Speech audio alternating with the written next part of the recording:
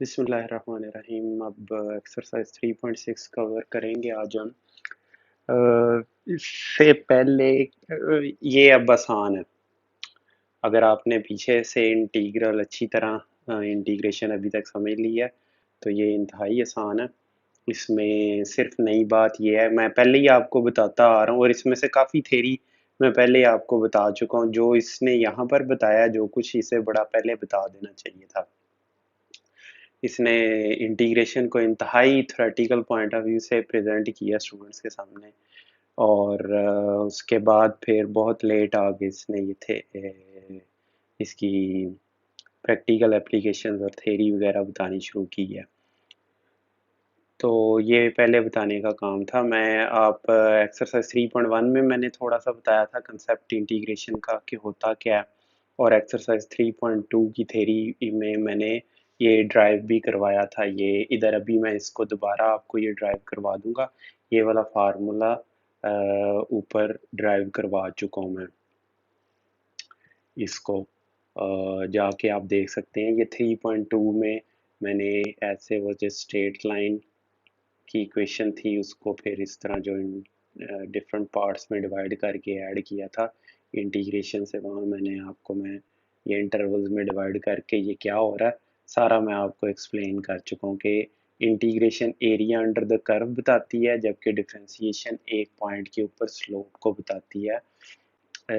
Instantaneous rate of change बताती है differentiation, और ग्राफिकली कर्व के किसी भी पॉइंट पे उस कर्व की उसके टेंजेंट ड्रा करके उसकी स्लोप बताती है। जबकि integration area under the curve बताती है। यहाँ से यहाँ तक अगर आप इंटीग्रेट कर रहे हैं तो यहाँ से यहाँ जितना एरिया इस कर्व के नीचे है वो बताती है इंटीग्रेशन। और इवन के ये वॉल्यूम्स के लिए भी कैलकुलेट होगी। जैसे आपको याद है डिस्टेंस को का डेरिवेटिव लिया, एस टी डिस्टेंस अगर ये हो तो एस टी डैश होता है पी डैश।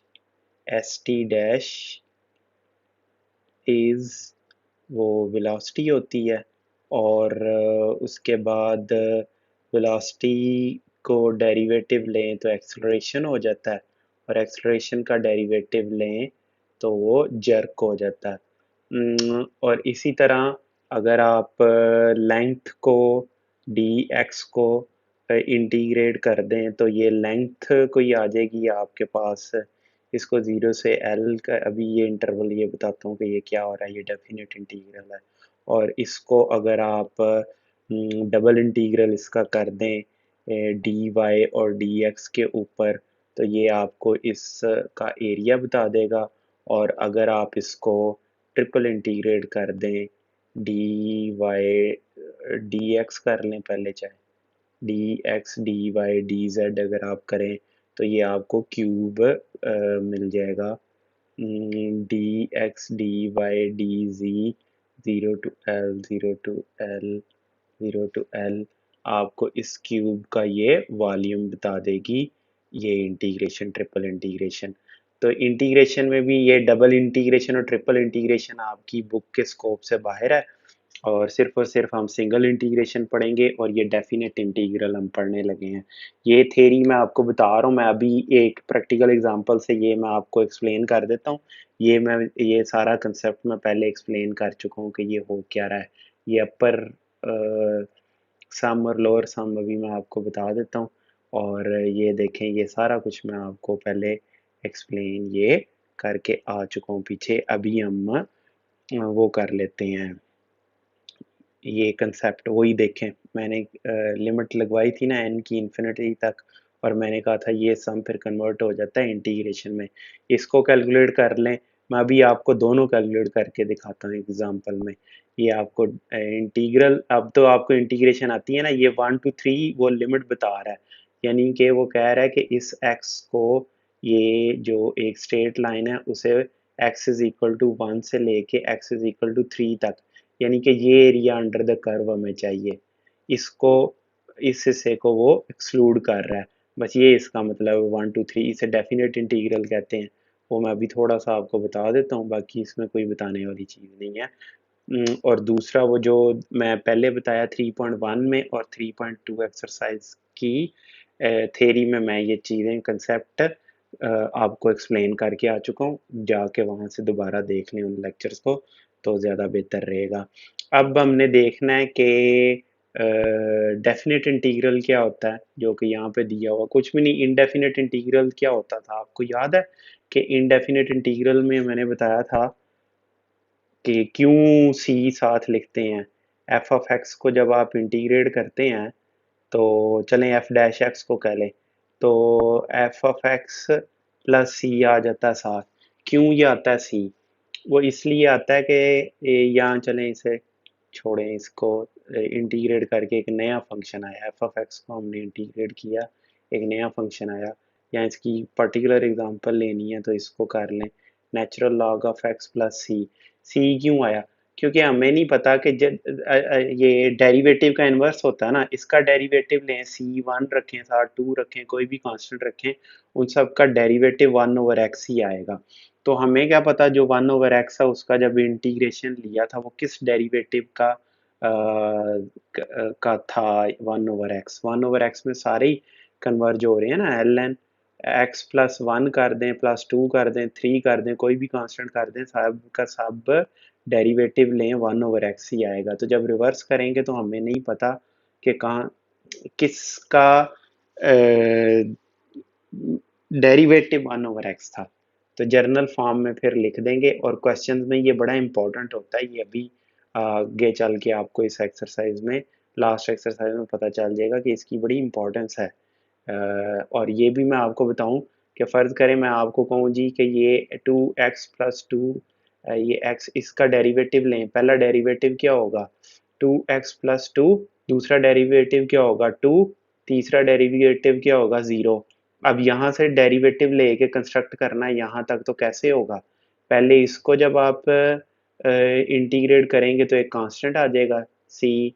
इसको जब आप इंटीग्रेट करेंगे तो c x plus c one आ जाएगा। इसे इंटीग्रेट करेंगे तो c x square over two plus c one x plus c आएगा।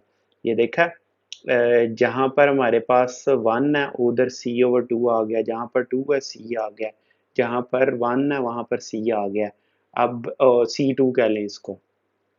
तो कहने का मकसद है कि रिवर्स जाने के लिए कांस्टेंट ज़रूरी है। अगर आप ये कांस्टेंट नहीं डालेंगे तो ठीक है, फिर सी यहीं पर आप रहेंगे, एक्स की पावर बढ़ती जाएगी और साथ ही ऐड नहीं होंगे, बाकी टर्म्स नेगलेक्ट होती जाएंगी। ये कांस्टेंट लिखने का एक फ़ायदा आपको यहाँ पर बता दिया। अब डेफिनेट इंटीग्रल, ये सी इनडेफिनेट इंटीग्रल में लगाना पड़ता है। डेफिनेट इंटीग्रल क्या होता है? डेफिनेट इंटीग्रल होता है कि आपने एक इंटरवल में उसे उसका डेरिवेटिव लिया।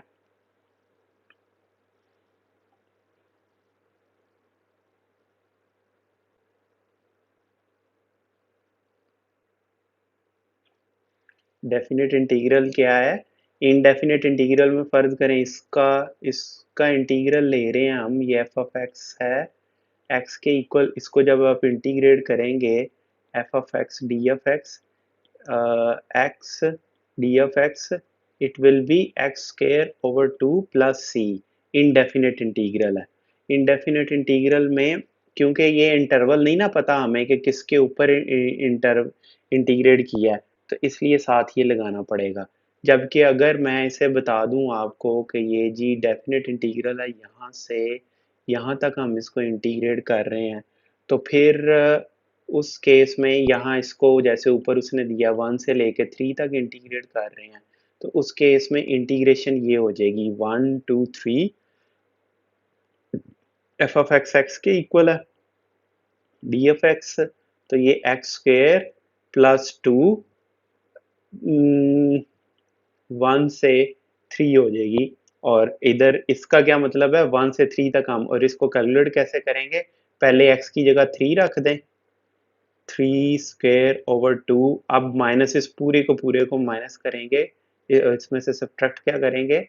एक्स की जगह अब आप वन पुट कर दें, वन ओवर टू। इस तरह ही इसको कैलकुलेट करते हैं। इसका मतलब है कि इंटीग्रेट करो एक्स को एक्स के हिसाब से डी ऑफ एक्स के हिसाब से 1 से 3 के इंटरवल के दरमियान।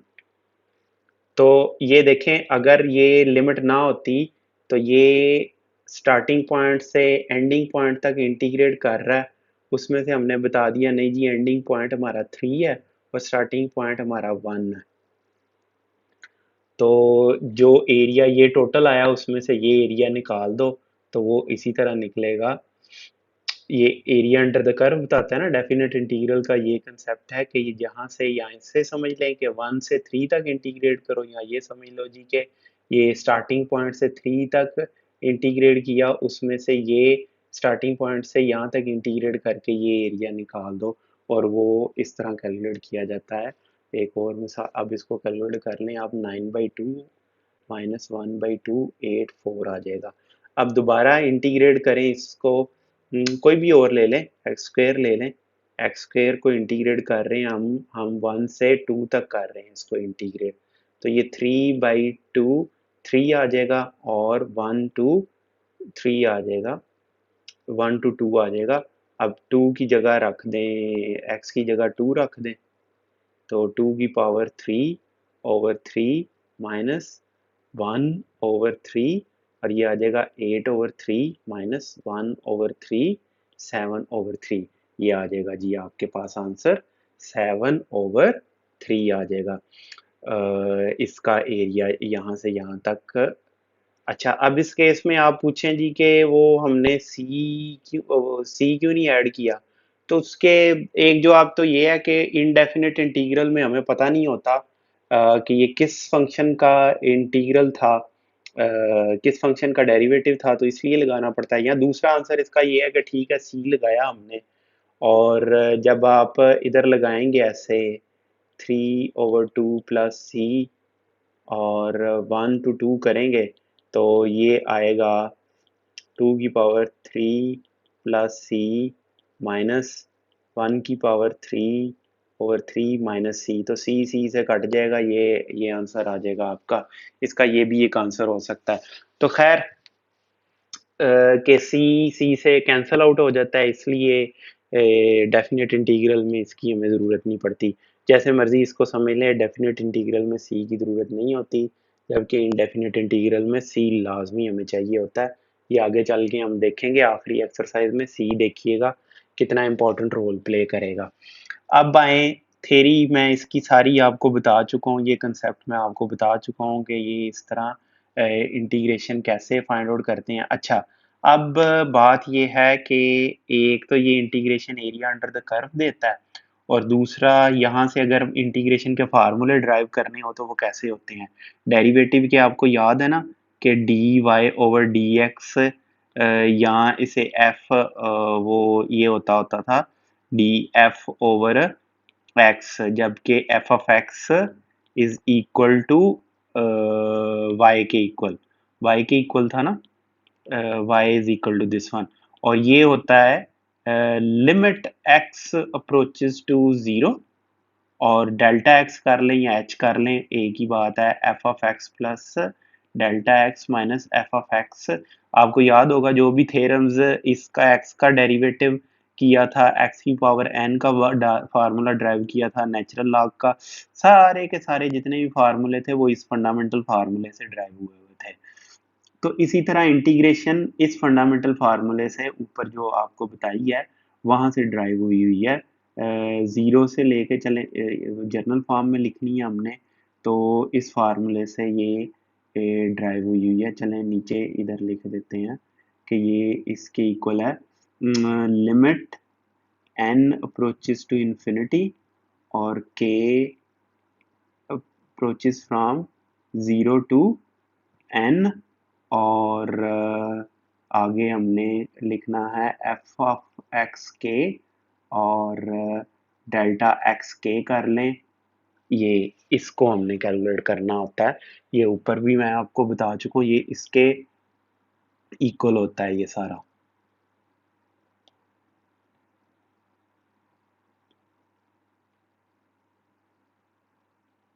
ये है फार्मूला इसका, जो इस वक्त मैथमेटिकल फॉर्म में लिखा है ना, इसको मैंने यहाँ पर ये देखने में चाहे आपको बड़ा मुश्किल लग रहा होगा, असल में है नहीं। जो ये इस वक्त मैथमेटिकल फॉर्म में लिखा हुआ वो काम इधर इस तरह करते हैं हम। ये अभी करके भी मैं आपको दिखा देता हूँ। नीचे एरिया इंटीग्रल में डिवाइड करते हैं। अब देखें मसला ये है कि ये कर्व का इसे हमें नहीं पता। हमें तो फार्मूला पता है ना, ट्राइंगल का हमने फार्मूला ड्राइव किया हुआ है, हमने इसका फार्मूला ड्राइव किया हुआ है। पहला क्वेश्चन तो ये है कि ये फार्मूले कहाँ से आ गए, ठीक है। दूसरी बात ये है कि आप कितने को फार्मूले ड्राइव करेंगे। मैं एक ऐसा फंक्शन दे देता हूँ, चलें एक ऐसा हाइपोथेटिकल फंक्शन समझ लें जिसकी इक्वेशन ये बड़ी 3q plus x Q plus x plus one, ऐसा वैसे होती नहीं है, इसकी इक्वेशन तो कोई और ही होगी। लेकिन चलें एक और अजीबोगरीब सा इधर मैं फंक्शन बनाता हूँ, उसकी अगर ये इक्वेशन है, यहाँ बड़ी कम्प्लेक्स सी इक्वेशन है, ये स्क्वायर रूट है बीच में, चलें ऐसे कर लें। तो फिर इसके नीचे मैं कहूँ यहाँ से यहाँ तक एरिया फाइंड आउट करो, तो कैसे करेंगे आप फाइंड आउट। तो उसमें फिर हर फंक्शन का फार्मूला नहीं ड्राइव किया जा सकता, तो फिर उस फंक्शन में बेसिक्स पे हमें जाना पड़ेगा, ये इंटीग्रेशन की टेक्निक लगानी पड़ेगी, कर्व इधर ड्रा करेंगे, उसके पीसेस करेंगे इस तरह छोटे छोटे छोटे छोटे। और मैंने आपको पहले भी एक्सप्लेन किया था, वही देखें वो अब यहाँ पर एक्सप्लेन कर रहा है कि ये इसको हमने ये जो पीसेस किए हैं ये मैं अभी आगे चल के आपको बता देता हूँ। दोबारा इसको एक्सप्लेन आ जाएगा, एग्जांपल आगे आ रही है वो, यही एग्जांपल मैंने आगे हल किया, वो ज़्यादा बेहतर आपको वहाँ से समझ आ जाएगी। ज़्यादा कलरफुल है और मैंने सॉफ्टवेयर से ड्रा की है ये। अच्छा, लेकिन कंसेप्ट अभी इधर मैं आपको बता दूं कि हो ये रहा है कि ये देखें, ये जो कर्व है ना उसको खत्म करने के लिए हमने अज्यूम कर लिया कि भाई ये एक रेक्टेंगल है, और रेक्टेंगल का तो हमें फार्मूला पता ही है। ये भी हम यहाँ पर अज्यूम कर लेंगे। क्या हो गया भाई, नाराज ही हो गया। ये नेक्स्ट एक्सरसाइजेज मैंने हल की हुई हैं, ये अभी चल के ये मैं यहाँ पर थे हम। खैर है भाई, क्या हो गया है। ये देखें, अब इसका एरिया नहीं हमें पता कि इसका ये इतने का एरिया क्या है। तो इसकी दो टेक्निक्स हैं, यहाँ आप इधर से एक रेक्टेंगल समझ लें, यहाँ आप एक ऊपर यहाँ से रेक्टेंगल समझ लें, इसको किसी से भी एक रेक्टेंगल इसको समझ लें। उसने ये ऊपर से रेक्टेंगल समझा हुआ, मैं दोनों तरीके से आपको नीचे करवाया मैंने। तो चलें ऊपर से समझा, तो ये रेक्टेंगल इसकी विड्थ ये है और उसकी हाइट ये है। इस हाइट और इस विड्थ के साथ जब आप मल्टीप्लाई करेंगे तो इतना एरिया आपके पास आ जाएगा। अब ये एरिया ज़्यादा है इससे, इसको करेंगे तो ये रेक्टेंगल का एरिया आ जाएगा, इसको करेंगे ये आ जाएगा, इसको करेंगे ये आ जाएगा, यहाँ पर करेंगे ये आ जाएगा, यहाँ पर करेंगे ये आ जाएगा। इस तरह ये एरिया ज़्यादा होगा। लेकिन जैसे जैसे आप ये एन जो है, ये एन है ना, यहाँ से 1 2 3 up to so on N था। जैसे ही एन अप्रोच करेगा इन्फिनिटी को, ये इंटरवल छोटा होता जाएगा, ये वाला इंटरवल यहाँ से लेके यहाँ तक का इंटरवल छोटा होता जाएगा। ये रेक्टेंगल ऊपर इधर करीब इसके करीब आती जाएगी। ठीक है, यहाँ से मैं आपको बता देता हूँ, ये रेक्टेंगल यहाँ से छोटी होती जाएगी, ये रेक्टेंगल छोटी होती होती होती होती इतनी छोटी होगी कि ये जाके ऊपर उससे मैच कर जाएगी, और ये हमें ज़्यादा से ज़्यादा अच्छे से अच्छा एरिया मिलता जाएगा। और यहाँ पर एग्जैक्टली हमें पूरा एरिया मिल जाएगा। ये अभी नीचे मैं आपको एक्सप्लेन कर देता हूँ एग्जाम्पल के साथ, जो कुछ इसने यहाँ पर एक्सप्लेन किया ये सारा आप पढ़ लीजिएगा। ये देखें, ये उसने यही जो फार्मूला मैंने ऊपर लिखा है, ये डेल्टा आई एक्स उसने मैंने ऐसे डेल्टा लिख दिया है, और उसने डेल्टा ऐसे लिख दिया, एक ही बात है। चले मैं भी वैसे ही डेल्टा लिख दूं, कहीं आप इसको चलें ऐसे ऐसे कर लें, डेल्टा एक्स के is equal to delta X के, आप यानी कि कंफ्यूज ना हो जाए।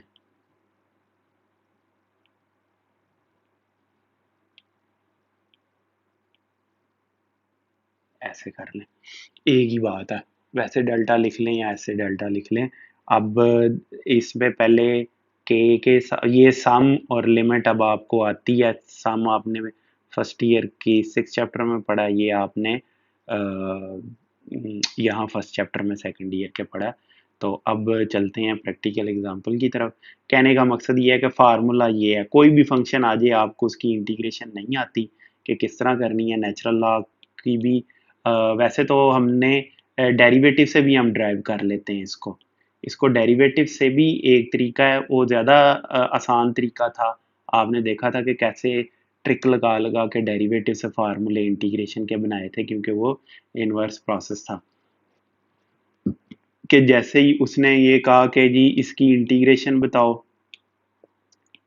एक्स एन की, बजाय इसके कि इसकी इंटीग्रेशन बताते हैं, हमने अज्यूम किया जी कि ये एफ ऑफ एक्स के इक्वल है और दोनों तरफ हमने डेरिवेटिव ले लिया इसका। ठीक है, तो इस तरह ट्रिक लगा के हमने इसकी डिफ्रेंसिएशन वगैरह हमने इसकी देख ली थी कि किस तरह करनी है। तो यहाँ बल्कि इस तरह किया था ना, इसका डेरिवेटिव से स्टार्ट कर लिया था और आंसर आया था इसका जी एन एक्स की पावर एन माइनस वन। अब इंटीग्रेट कर दिया दोनों तरफ, इंटीग्रेट किया तो ये डिफ्रेंसिएशन ख़त्म हो गई।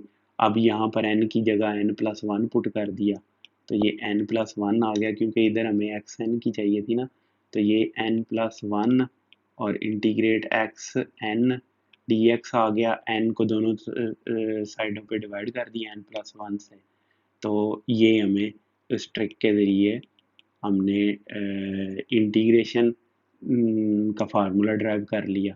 तो अब ये भी एक तरीका है इंटीग्रेशन का फार्मूला ड्राइव करने का। ये अब मैं आपको एक प्रैक्टिकल एग्जांपल दे देता हूँ। ये है जी, एक फंक्शन है एफ ऑफ एक्स है और वो है एक्स स्क्वायर के इक्वल।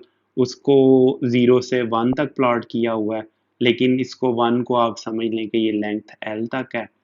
और पहले प्रैक्टिकल एग्जांपल यहाँ मैं समझाता हूँ, फिर इसको मैंने आगे ये देखें कैलकुलेट कर दिया, जर्नल फॉर्म में भी मैंने कैलकुलेट कर दिया, क्योंकि ये कंसेप्ट बड़ा इंपॉर्टेंट है, इसलिए ये मैंने यहाँ पर डिसाइड किया कि आपको तफसील से बताऊँ।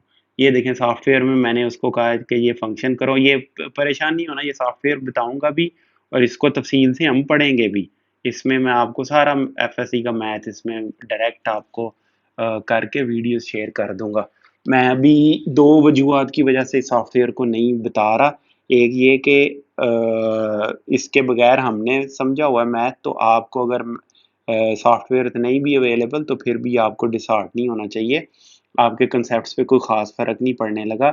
इससे सॉफ्टवेयर से ये होता है कि आसानी से समझ आ जाती है, जल्दी टाइम बचता है और बड़ी जल्दी समझ आ जाती है स्टूडेंट्स को। नहीं भी तो उसके बगैर भी गुजारा हो जाएगा। हमने उसी ज़माने में पढ़ा जब ये सॉफ्टवेयर होते ही नहीं थे, या होते थे तो बड़े महंगे और इतने आम अवेलेबल नहीं थे। और कंप्यूटर भी उस ज़माने में हर किसी के घर में थोड़ी होता था। एक खबर होती थी बहुत बड़ी जी कि उनके घर में कंप्यूटर रखा हुआ उन्होंने। अच्छा, अब ये दो पॉइंट्स ले लिए, एक पॉइंट 0 0 और एक 1 0 ले लिया। अब इससे इस इंटरवल के दरमियान इंटीग्रेट करना है, तो मैं उसे बता रहा हूँ ये लोअर सम करो। ये देखें, ऊपर वहाँ अपर सम किया था, ये नीचे अपर सम हो रहा है। इसमें अगर आप देखें यहाँ पर उसे मैंने बताया कि अपर सम करो। मैं ये 3 एग्ज़ाम्पल्स दे रहा हूँ, मैं भी बताता हूँ कि ये 3-3 अपर सम के केस में 3 एग्ज़ाम्पल्स हैं और ये लोअर सम के केस में 3 एग्ज़ाम्पल्स हैं। लोअर सम का मतलब है कि जो भी ये इंटरवल है, चाहे ये आप करें, इसको जब आप ऐसे स्लाइस करेंगे तो जब एरिया आपने कंसिडर करना तो अब 2 ऑप्शंस हैं आपके पास। ये इसको बड़ा करके मैं आपको दिखाता हूँ। एक ऑप्शन ये है कि आप यहाँ तक एरिया ले लें, ठीक है जी। उस केस में ये n है और ये n माइनस वन है, तो हाइट कौन सी फिर ली हमने, ये वाली। यहाँ पर इस फंक्शन की वैल्यू है F X N minus one है और यहाँ पर इस फंक्शन की वैल्यू क्या है, एफ एक्स ऑफ एन है। इसको मैं थोड़ा सा बारीक कर लूँ फिर ज़्यादा समझ आएगा आपको। हाँ चलिए, अब मैं बताता हूँ। यहाँ पर इसकी वैल्यू क्या है, एफ एक्स एन है और इस पॉइंट पे इसकी वैल्यू क्या है, F X N plus one है। अगर तो हम अपर लिमिट ले रहे हैं तो इसका मतलब है ये हाइट फिर कंसिडर करेंगे हम। तो उस केस में ये विड्थ ये एक्स एन है और ये एक्स एन माइनस वन है। और अगर एन इंटरवल्स में ये टोटल लेंथ एल है, एन इंटरवल्स में डिवाइड किया है, तो ये विड्थ कितनी हो जाएगी, जो कि डेल्टा एक्स के या एक्स एन है, तो ये हो जाएगी एल ओवर एन के इक्वल आ जाएगी। तो इस रेक्टेंगल का एरिया क्या बनेगा, L over N multiplied by height. Upper limit के केस में ये बनेगी एफ एक्स के प्लस वन कर लें या एन प्लस वन कर लें, कोई खास फर्क नहीं इससे पड़ रहा, इसे चलें एक्स एन प्लस वन कर देते हैं। ये इस रेक्टेंगल का अपर लिमिट के केस में एरिया बन जाएगा। और लोअर लिमिट के केस में क्या बनेगा, 1/n एफ ऑफ एक्स के बनेगा। यहाँ तक इस रेक्टेंगल का ये लोअर लिमिट के केस में यहाँ पर हम लेंगे और ये एरिया इसका बनेगा। तो वो इधर किया हुआ है, पहले लोअर सम मैंने किया हुआ है, वो देखें यहाँ तक ही उसको कर रहा है। अपर केस होता, अपर लिमिट केस होता तो उसने क्या करना था, उसने ये इधर रेक्टेंगल ऐसे ड्रा कर देनी थी, ये पूरी एक रेक्टेंगल उसने ड्रा करनी थी। नीचे चल के देख लेते हैं सॉफ्टवेयर में, अपर ये ले, ये कंपेयर कर लें इसको। उस केस में मैं कितनी उसे कह रहा हूँ, मैं उसे कह रहा हूँ कि 5 ट्राइंगल्स ड्रा करो। ये देखो 1 2 3 4 5 और एरिया कितना आया, ये आया। अच्छा इससे पहले कि हम आगे चलें, मैं इसका एरिया पहले हम खुद इंटीग्रेशन से कैलकुलेट करते हैं ना। एफ ऑफ एक्स का एक्स स्क्वेयर, इसको आप इंटीग्रेट करें डी एक्स के हिसाब से, तो वो होगा एक्स स्क्वेयर डी एक्स, और 0 से 1 तक आपने करना है इसको इंटीग्रेट, तो ये होगा एक्स क्यूब ओवर 3 0 to 1, और ये होगा 1/3 माइनस 0/3 1/3। ये हमें पता चल गया कि ये 0.33 ये एरिया आता है 0 से 1 तक। जब हम इसे इंटीग्रेट करते हैं, इंटीग्रेशन से हमें पहले ही 0.33 आएगा। तो आप अब आप इसको देख लें, ये मैं ना इसको साइड पे यहाँ पर लिख दूँ ताकि आपका ये कंफ्यूजन ना हो आपको।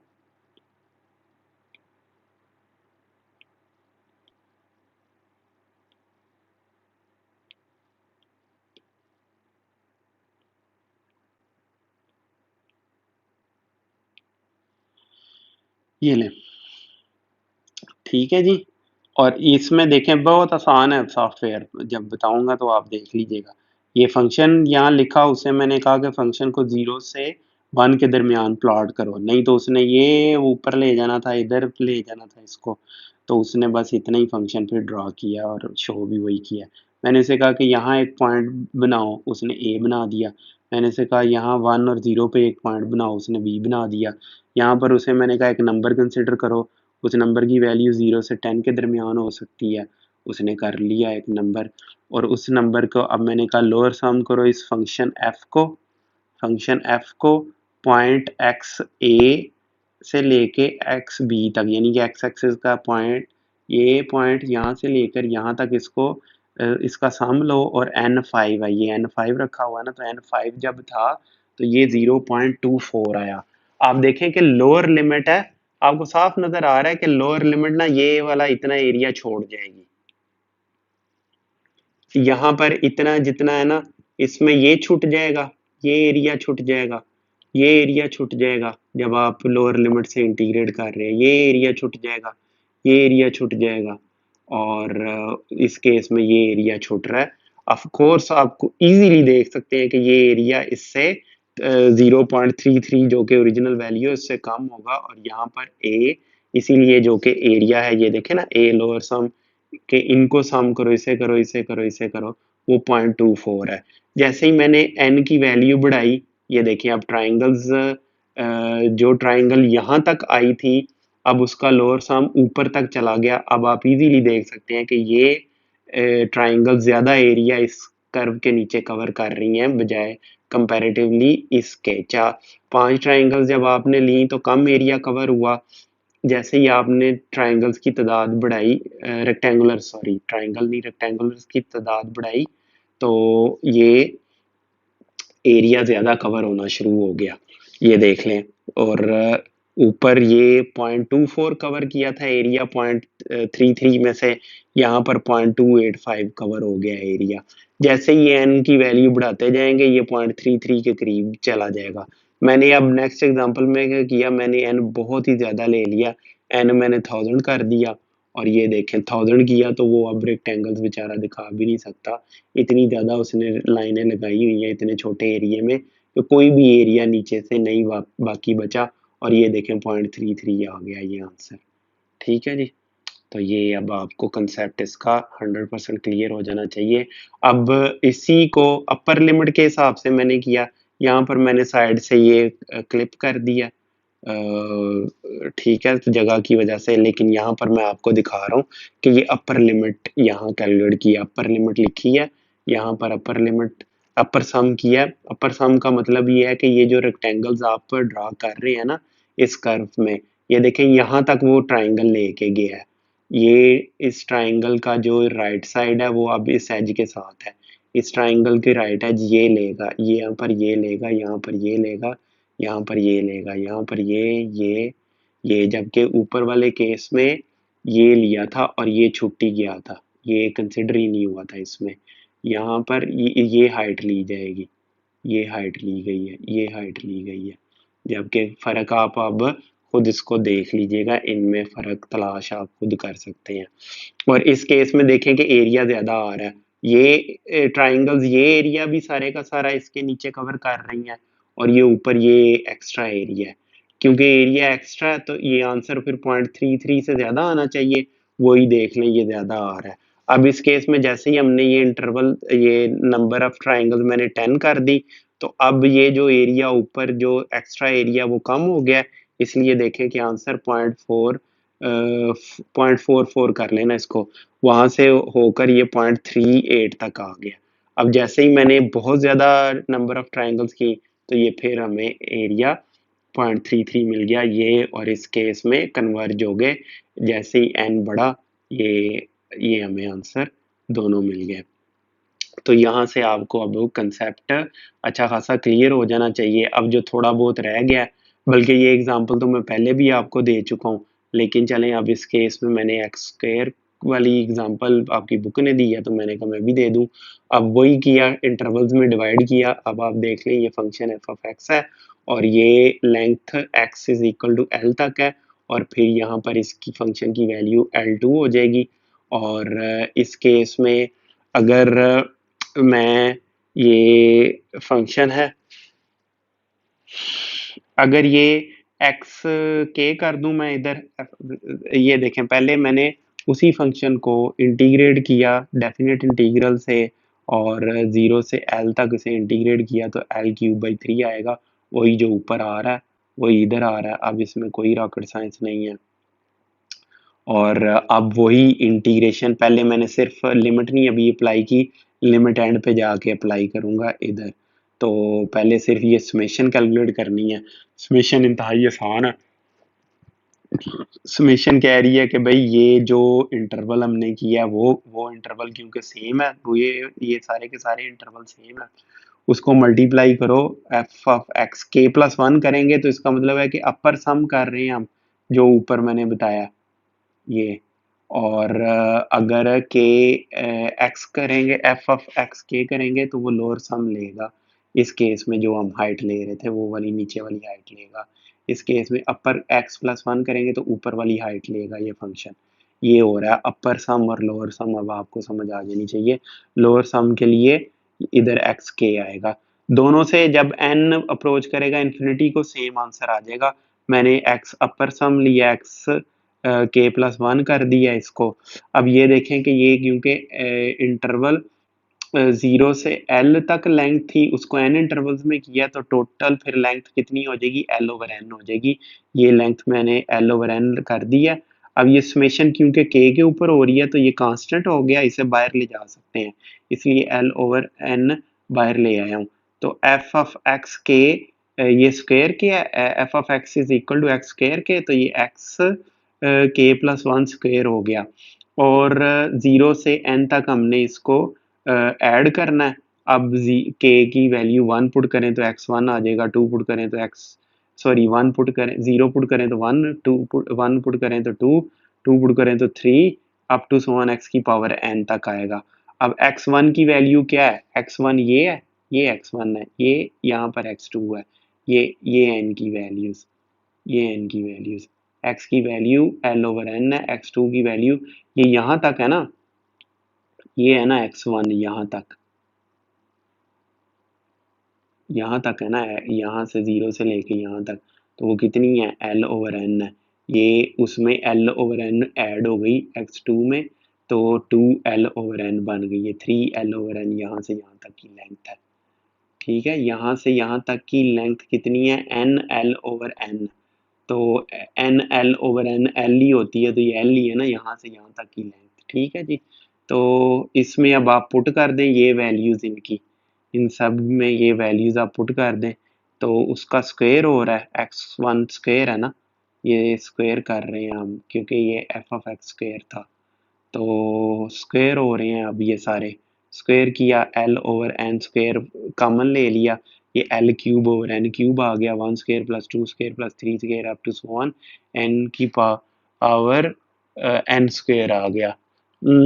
तो अब ये जब आप कर लेंगे तो एल ओवर एन आप कॉमन ले लें, तो n into n plus one, 2n+1 over 6 आ गया। तो अब आप इसमें एक्स की अब आप n से डिवाइड कर दें, ये n n को कट कट जाएगा, ये n+1 के नीचे n आ जाएगा, 2n प्लस के नीचे n आ जाएगा, और ये आ जाएगा, डिवाइड करेंगे जब हम n जब इन्फिनिटी को अप्रोच करेगा तो ये 0, तो 1 ओवर n भी 0, तो 1 मल्टीप्लाइड बाई 2 2 हुआ, 3 को काटा l क्यूब ओवर 3, जो काम ये इंटीग्रेशन से 2 स्टेप्स में हो गया था वो काम लंबा चौड़ा ये बेसिक फार्मूला वहाँ से हमने ये ड्राइव किया, लेकिन इसी से वो ऊपर इंटीग्रेशन ड्राइव हुई हुई है, उसी से हमने फार्मूला ड्राइव करके फिर शॉर्ट किया हुआ है, पीछे इतना कुछ हो रहा है। अब आपको ये सारा कंसेप्ट समझ आ गया होगा, डेफिनेट इंटीग्रल भी अब आपको समझ आ जाना चाहिए, इंटीग्रेशन एरिया अंडर कर्व देता है ये भी अब आपको पता चल जाना चाहिए। अब ये इंटीग्रल्स आपने कैलकुलेट करने हैं, इंतहाई आसान है, एंड पे बस वो आपने वैल्यूज पुट कर देनी है। इसकी इंटीग्रेशन क्या होती है, एक्स की पावर 4 प्लस 3 की पावर 3 ओवर 3, तो यहाँ ऐसे लिख लें इसके गिर्द कि ये अब -1 से 4 तक अब आप कैलकुलेट करें, पहले x की जगह 4 रख लें और इधर x की जगह 4, फिर उसके बाद माइनस करके x की जगह -1 और -1 पुट करें, इनको वैल्यूएट करेंगे तो 48 आंसर आ जाएगा। इंटीग्रेशन अब आपको आती है और एंड पे आपने ये काम करना है, ये देखें, अब इसको वो डिवाइड करेगा, फिर अगर पार्शियल फ्रैक्शन लेनी पड़ी वो लेगा, उसके बाद इंटीग्रेट करेगा उसको, और उसमें फिर ये वैल्यूज इस तरह पुट कर देगा 1 to 2, और वहाँ पर वो वैल्यूज पुट कर रहा है।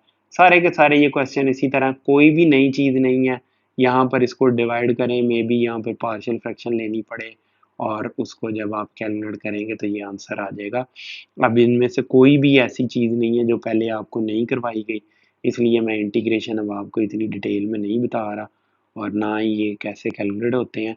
हाँ, इस केस में आप देख लें ये क्या है, इस केस में ये ज़रा इंटीग्रल थोड़ा सा ट्रिकी है, वो इस सेंस में कि ये देखें, ये कर रहा है -1 to 2 x plus x mod, फ़र्क क्या है, इसको कैसे कैलकुलेट करते हैं एक्स मॉड, ये x तो आपको आता ही है ना, इसको तो बताने की ज़रूरत नहीं है, एक्स डी एक्स, ये जो मॉड है ना ये दो हिस्सों में डिवाइड होगा, अगर तो ये इंटरवल सारे का सारा पॉजिटिव होता, 0 से 2 होता, तो इसका मॉड खत्म हो जाना था, लेकिन ये ऐसे नहीं है, क्योंकि x देखें, ये x मॉड का क्या मतलब है, इसका प्लॉट करें ना तो इस तरह का प्लॉट आता है, इसका मतलब ये है कि ये x mod is equal to x and minus X, for x greater than 0 ये इसके इक्वल है, and for x smaller than 0 ये नेगेटिव x के इक्वल है। तो जैसे ही x नेगेटिव होगा और इधर -1 आप पुट करेंगे तो x मॉड 1 आ जाएगा, और ये 1 इसलिए ये इधर ऐसे और ऐसे जाता है, और जब आप इसको एक्सपेंड करेंगे तो अब आपको इसे ऐसे पुट करना पड़ेगा 2x, अब ये दो हिस्सों में 1 to x नेगेटिव x आएगा यहाँ पर, क्योंकि नेगेटिव इंटरवल है ना, नेगेटिव इंटरवल है, उसमें यहाँ पर -x dx करना पड़ेगा आपको, और फिर यहाँ 2 से लेके यहाँ पर सादा x आपको पुट करना पड़ेगा और यही उसने यहाँ पर किया होगा बाई प्रॉपर्टी डी। पता नहीं अब प्रॉपर्टी डी क्या है, लेकिन ये देखें -1 to 0 वो नेगेटिव एक्स को इंटीग्रेट कर रहा है। उसने असल में दोनों इकट्ठे कर दिए हैं, मैं समझ गया हूँ। उसने दोनों इकट्ठे इस तरह कर दिए हैं कि -1 से 0 तक एक्स, ये वाला एक्स और ये नेगेटिव एक्स, इनको इंटीग्रेट वो कर रहा है इकट्ठा। फिर वो 0 से 2 तक वो उनको इकट्ठा कर रहा है x+1 को। तो ये ख़त्म हो जाएगा 0 से 2 x+1 को। ये यानी कि उसने इसको भी दो हिस्सों में कन्वर्ट कर दिया, लेकिन आप इस तरह कंफ्यूज हो जाएंगे। मेरा नहीं ख्याल कि आपको ऐसे करना चाहिए। जैसे मैंने ये 3 इंटीग्रल दिए हैं, अब आप इनको कैलकुलेट कर लें। ये अब आपको कैलकुलेट करने आते हैं। ठीक है जी, और कोई इसमें बताने वाली बात हो, ये कैसे कैलकुलेट करते हैं वो भी आपको आता है, ये कैसे करना है वो भी अब आपको, सब्स्टिट्यूशन ये वो सारा कुछ आपको आपको पता होना चाहिए। पीछे मैं बड़ी तफसील से ये सारा कुछ करवा के आया हूँ। यहाँ इंटीग्रेशन बाई पार्ट्स से वो इसको कर रहा है, यहाँ भी इंटीग्रेशन बाई पार्ट्स को लगा रहा है। यहाँ पर फॉलोइंग डेफिनेट इंटीग्रल्स है।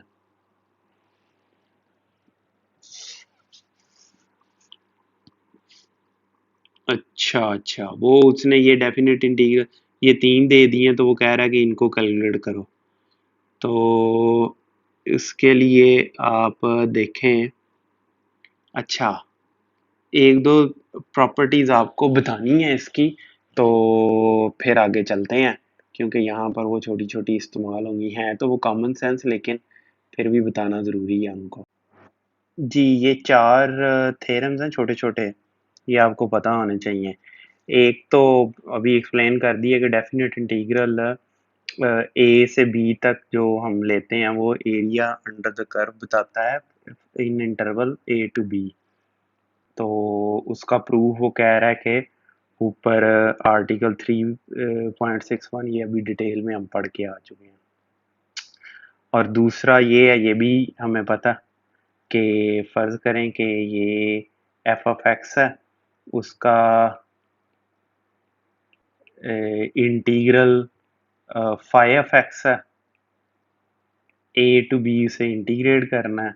ये फाई ऑफ एक्स है, ए टू बी और बी माइनस ए, ये यहाँ से यहाँ इसको यानी कि फंक्शन में बी पुट करें और माइनस कर दें फंक्शन में ए पुट करके।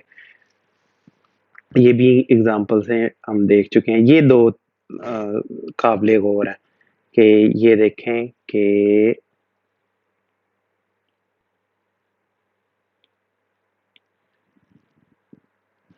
जब ए टू बी अगर हो, इसको माइनस से मैं मल्टीप्लाई कर दूं, तो ये लिमिट इन्वर्स की जा सकती है। ये आपने ध्यान नशी रखना। और इस लिमिट को दो हिस्सों में भी डिवाइड किया जा सकता है। उसमें आपने ये देखना है कि फर्ज करें ये इंटीग्रल कोई भी एक फंक्शन है, ऐसे एक रैंडम सा फंक्शन बना लें, उसको इंटरवल ए से बी तक इंटीग्रेट करना है और बीच में एक पॉइंट होना चाहिए सी।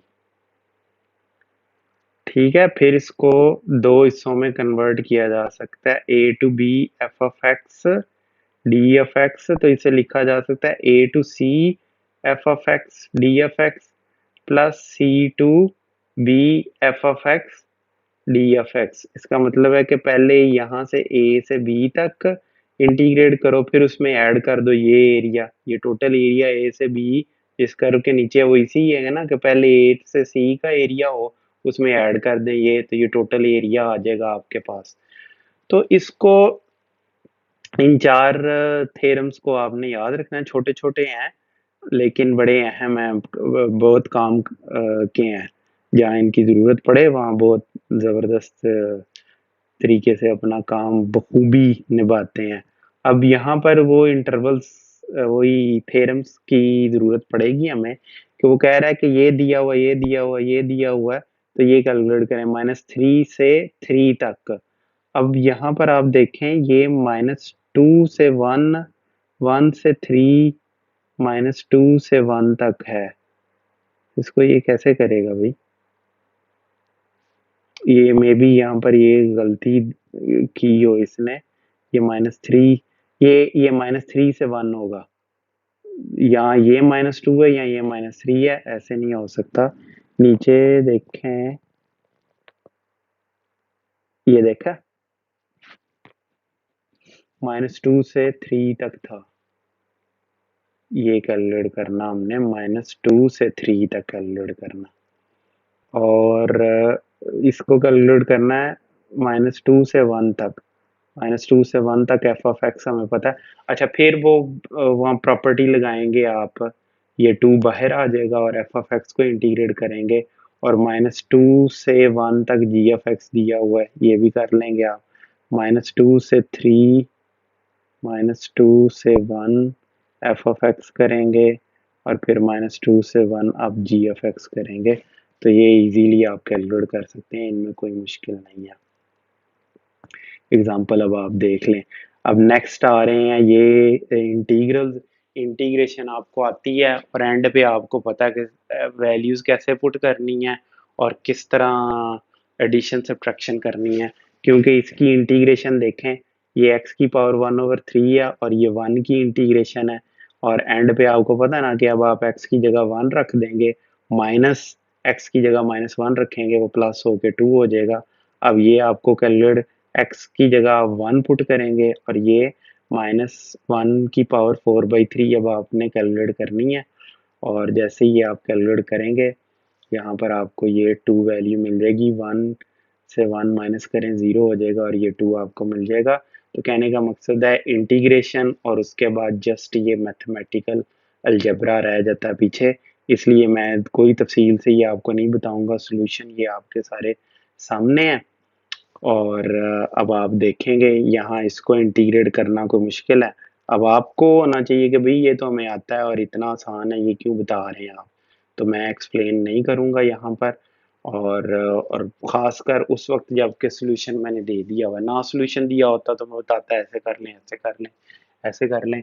अब मैं बस थोड़ा सा ब्रीफली आपको बताता जाता हूँ, वो देखते जाएं आप, और आगे चलते जाते हैं हम, और इस तरह हम इसको ख़त्म करेंगे। अगली 2 एक्सरसाइजेज भी इंतहाई आसान है, और नेक्स्ट एक्सरसाइज तो बिल्कुल यही है, एरिया नीचे कैलकुलेट करना है, और उससे जो है आखिरी एक्सरसाइज वो है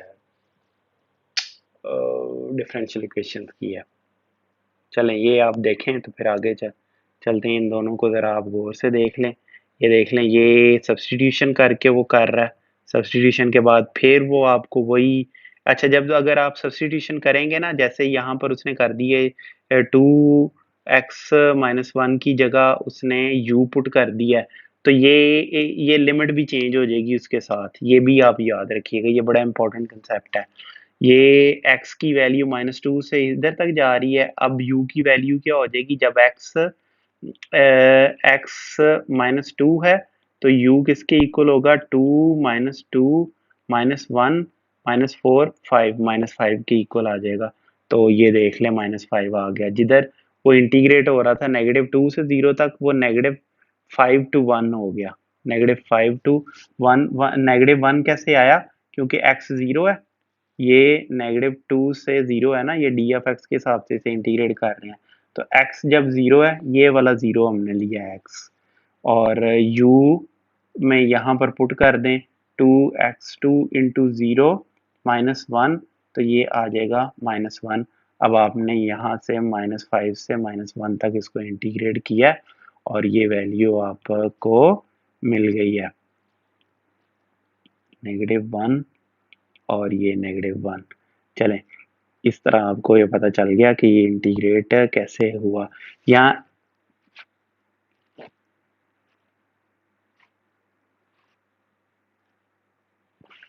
आखिर में आप उसको u की जगह दोबारा आप x पुट करें और वही लिमिट रहने दें, लेकिन ऐसे करना मुनासिब नहीं है। यही ज़्यादा बेहतर तरीका है। जब आपने सब्स्टिट्यूशन का फैसला कर लिया है, तो फिर आपको ये करना पड़ेगा। यहाँ पर सब्स्टिट्यूशन देखें, x को की लिमिट -6 से 2 तक है, u की वैल्यू ये है, इसका डिफरेंशियल लिया आपने, u की वैल्यू जब x -6 होगा तो u की वैल्यू 9 हो जाएगी। तो जब आप वेरिएबल चेंज करेंगे और जब u की x की वैल्यू 2 होगी तो u 1 हो जाएगा। तो इसलिए 9 से 1 तक आप इंटीग्रेट कर रहे हैं, 9 से 1 तक आप इसको इंटीग्रेट कर रहे हैं। क्वेश्चन 5 आप देखें, बिल्कुल ये इसमें अब मैं आपको इंटीग्रेशन नहीं इधर सिखाने बैठा, पीछे ये छठी एक्सरसाइज है। पहली 5 एक्सरसाइज में बड़ी तफसील से हमने देखी है इंटीग्रेशन कैसे होती है, और इंटीग्रेशन के इस चैप्टर में तो क्वेश्चंस भी बहुत ज़्यादा थे, और वो सारे के सारे क्वेश्चन करवाए हैं आपने। अब बस यहाँ पर लिमिट जो नई बात आई है वो बताएंगे और आगे चलेंगे। अच्छा जी, इस केस में आप देख लें कि सब्स्टिट्यूशन के ज़रिए करना है, तो u पुट कर दें 2t-1 के इक्वल, डिफरेंशियल ले लें, और जब t1 है इस इक्वेशन में पुट करें u1 आ जाएगा। जब t स्क्वायर रूट 5 है इस इक्वेशन में पुट करें 2 स्क्वायर रूट 5 माइनस 1 आ जाएगा। तो इसीलिए यहाँ पर लिमिट 1 से 2 स्क्वायर रूट 5 आई है, उसको सब्स्टिट्यूट करें, u से इंटीग्रेट करें, अप्लाई करें। अब यहाँ पर आपको पता होना चाहिए कैसे पुट करके इसे सॉल्व करना है।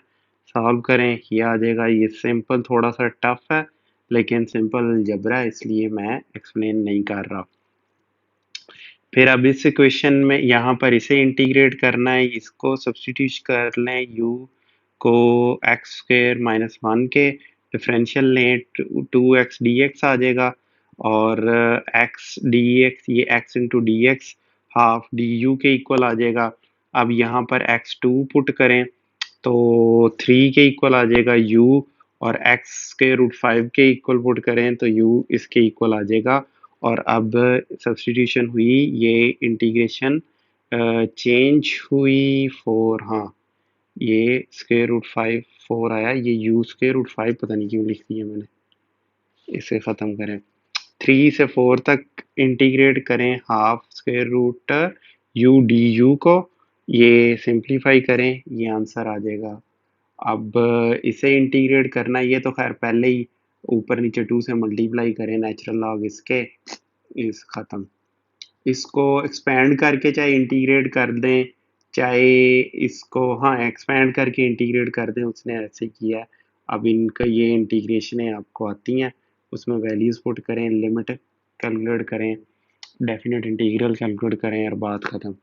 यहाँ पर क्या किया गया, हाँ अच्छा, ये वो फार्मूला बन रहा था ये वाला, और वो बना लिया हमने, ठीक है। इसको देख लें, इसका जब डेरिवेटिव लेंगे तो वो इसके इक्वल बनाना है, उसको 2 से मल्टीप्लाई या डिवाइड कर दिया, और ये फार्मूला लगाया। फार्मूला लगा के एंड पे ये लिमिट आपने कैलकुलेट करनी है, -1 से 1 तक आपने इंटरवल में इंटीग्रेशन को कैलकुलेट करना, और ये आ जाएगा आपके पास आंसर।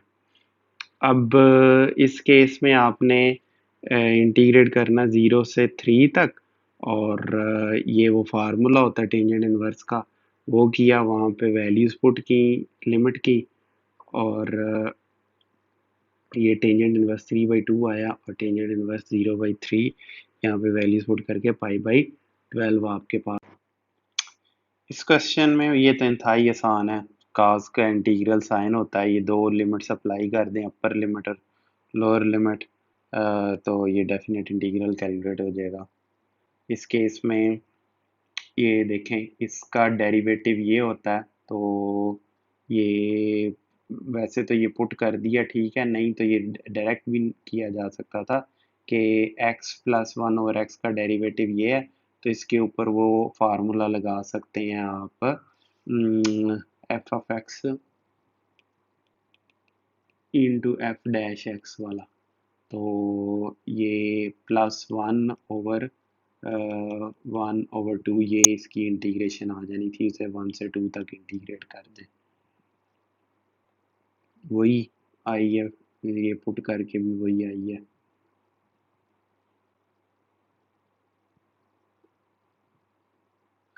ये करेंगे, ये आंसर आ जाएगा आपके पास, डायरेक्ट भी किया जा सकता था, यहाँ पे सब्सटीट्यूशन से हुई है, और सब्सटीट्यूशन में अब आपको u की वैल्यू ये सब्सटीट्यूशन की है, तो अब लिमिट भी चेंज हो जाएगी, तो लिमिट फिर चेंज हुई है 2 से 5/2, और x पे u कैलकुलेट किया, x 1 पे किया और x इज इक्वल टू 2 पे किया। इस केस में ये तो इंटीग्रेशन बाय पार्ट्स होगा ना, और इंटीग्रेशन बाय पार्ट्स होगा तो आप इसको उस पे अपर और लोअर लिमिट अप्लाई करके कैलकुलेट कर लें, ये आंसर आ जाएगा आपके पास। ये तो सीधा सीधा है, इसका बताने की क्या ज़रूरत है, इसने ऐसे ही जो है ना वो सब्स्टिट्यूशन से कर दिया, आप सब्स्टिट्यूशन के बगैर भी इसको कर सकते हैं। ठीक है जी, आखिर में आप इसको वो फंक्शन वगैरह में चला गया, आप इसको डायरेक्ट ही कर लें, ज़रूर इसको आपने ऐसे करना है जैसे इसने किया। अच्छा, इसको डायरेक्ट तरीके से भी, ये भी ठीक है जो इसने किया, और इसको डायरेक्ट तरीके से भी आप कर सकते हैं कि दोनों को आप अलग-अलग इंटीग्रेट करेंगे, ई एक्स, बल्कि इकट्ठे ही कर दें इनको, क्या ज़रूरत है अलग-अलग करने की।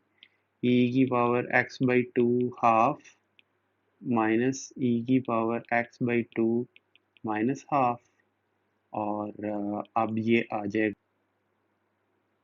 ये जब हाफ ऊपर जाएगा तो ये 2 बनेगा,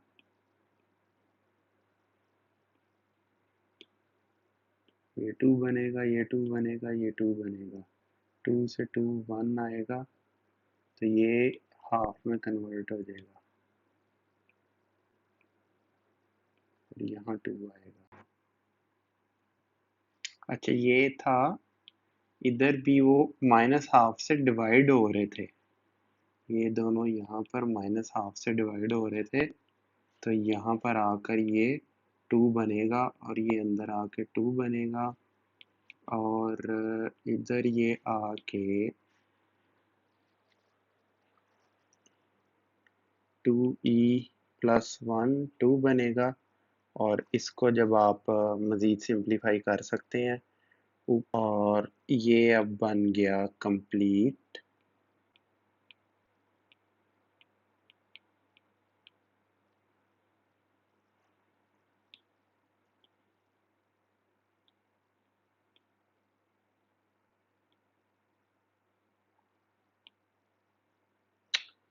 फार्मूला चलें, अब इस क्वेश्चन में आपने सब्स्टिट्यूशन से करना है वैसे कर लें, और देखें कि ये सिंप्लीफाई हो सकता है, पहले तो सिंप्लीफाई इसको कर लें। इस केस में वो देखें ट्रिग्नोमेट्रिक आइडेंटिटीज को, इसको एक्सपैंड कर रहा है, ठीक है।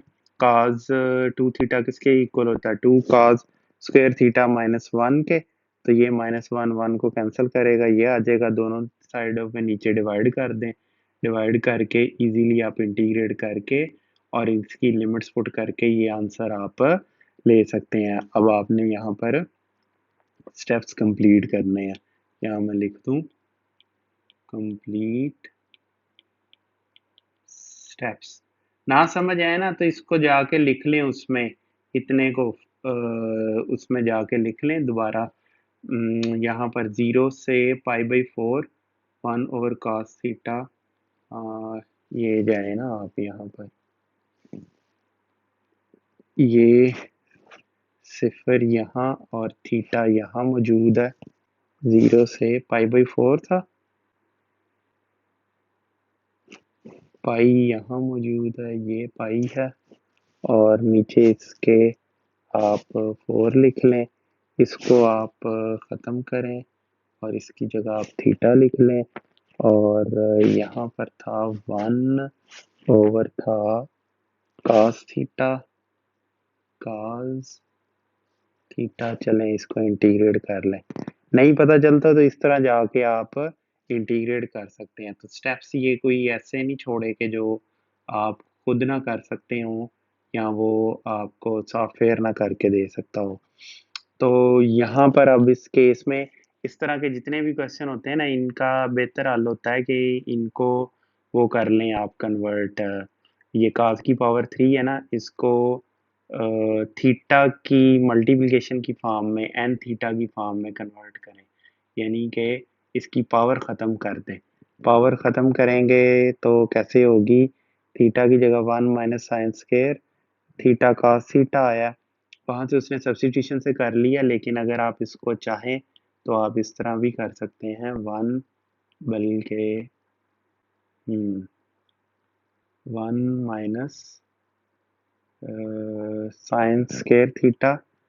यहाँ पर आप इसको फर्दर उस केस में कन्वर्ट कर सकते हैं।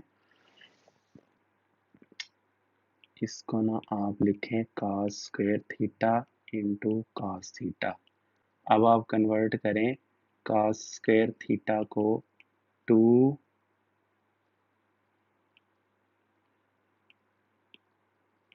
cos square theta will be equal to cos 2 theta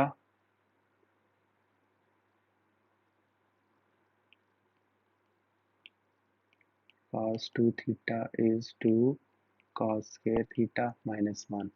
अब यहाँ से आप cos square theta कैलकुलेट करें, 1 प्लस cos 2 theta ओवर 2।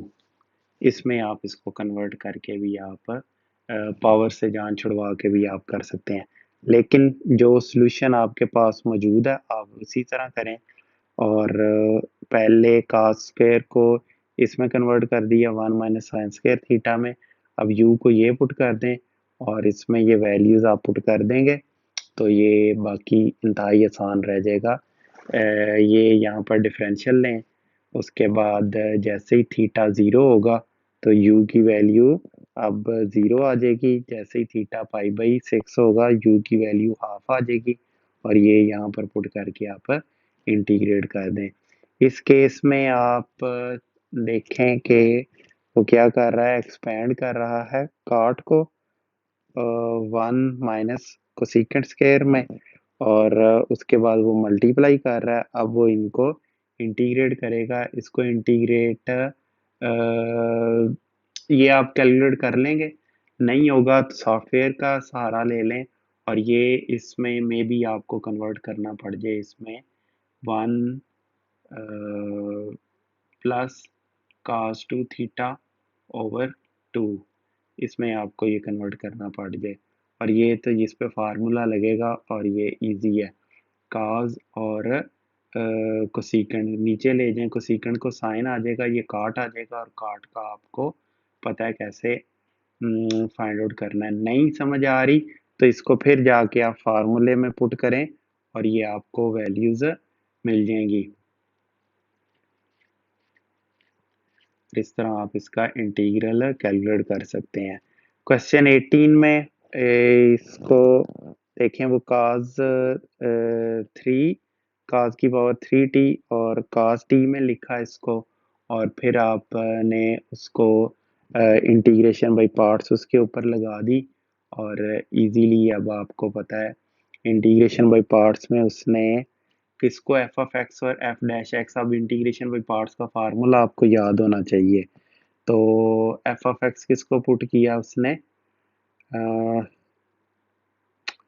उसने जी डैश एक्स पुट किया है cos t को, इसका इंटीग्रल लेगा, और एफ ऑफ एक्स उसने पुट किया है cos 3t को, और यहाँ पर इंटीग्रेशन में पार्ट्स लगाएं, पुट करें वैल्यूज तो ये आपको मिल जाएंगी।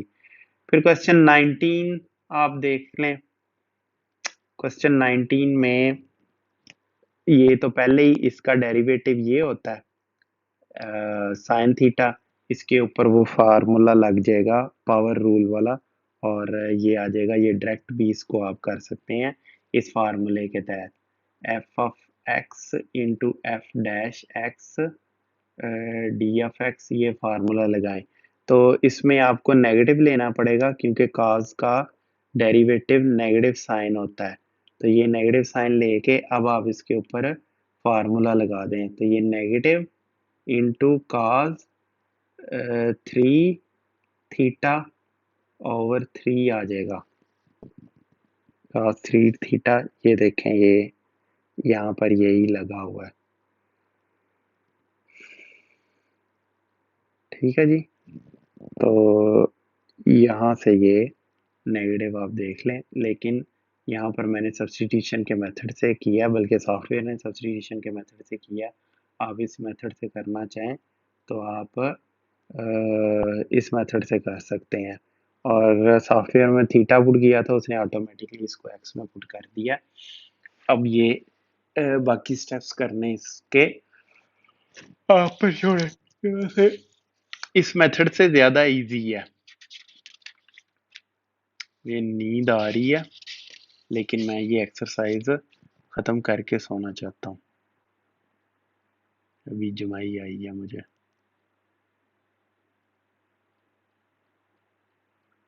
हाँ जी, ये इससे ज़्यादा इजी रहेगा। मैं एक स्टेप कर देता हूँ, बाकी आप फिर खुद कर लीजिएगा।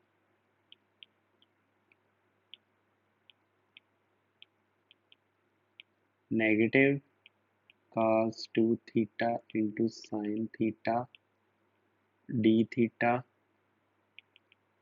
अब इस पे F of x into F dash x वाला फार्मूला लगेगा, और ये क्या आ जाएगा, नेगेटिव cos 3 थीटा ओवर 3, और इसको आप 0 से π/3 तक इंटीग्रेट करेंगे, ये आ जाएगा आपके पास। अब क्वेश्चन 20 में आप 0 से π/4 तक इंटीग्रेट करेंगे, और इस केस में ये ठीक किया है इसने, बिल्कुल इसी तरीके से आपने भी करना है। इसमें कोई और तरीका कोई बेहतर है आपके पास तो ठीक है, मुझे तो यही लग रहा है।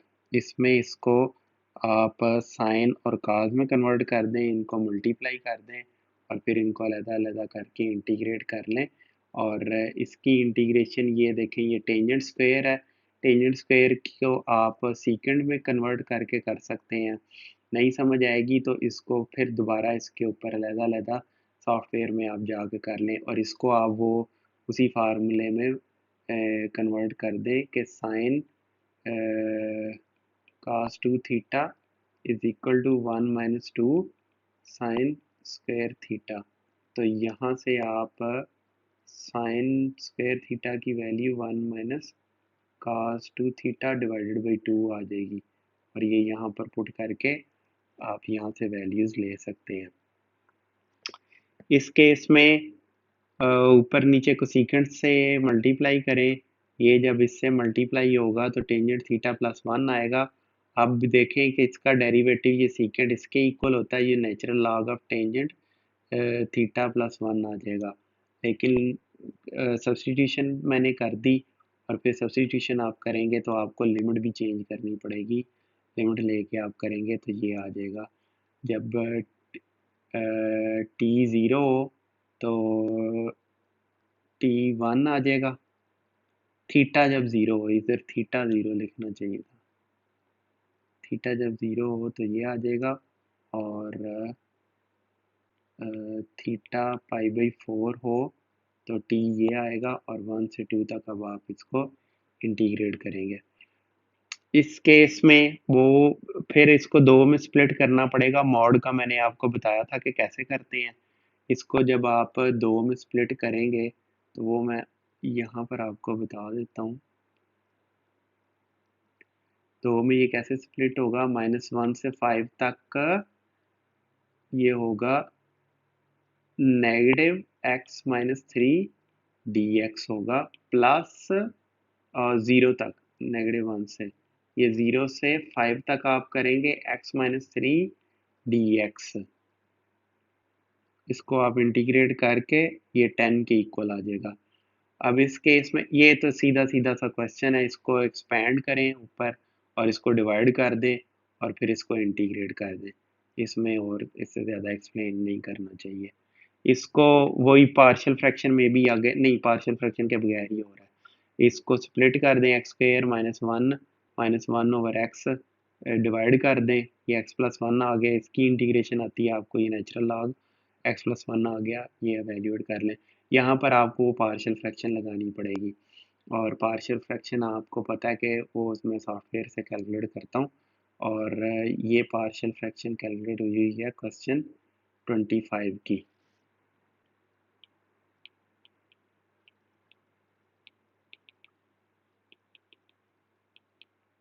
यहाँ से आपको पार्शियल फ्रैक्शन मिलेगी, यहाँ पर आप पुट करें, इसे एवेल्यूएट करें और ये आपको मिल गया।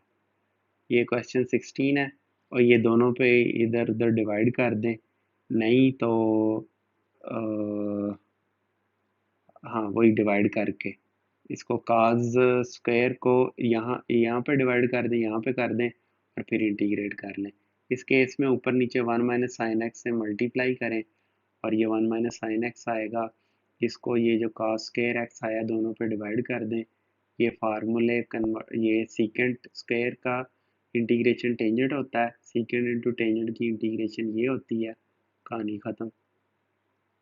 ये सब्स्टिट्यूशन से होगा, इस तरह के बेहतरीन सब्स्टिट्यूशन से होते हैं। ये देख ले अच्छी तरह इसको कि u को 4 माइनस थ्री एक्स के इक्वल पुट कर दें, डिफरेंशियल ले लें तो ये d u minus three d x to into square root 4 minus three x के इक्वल आया है।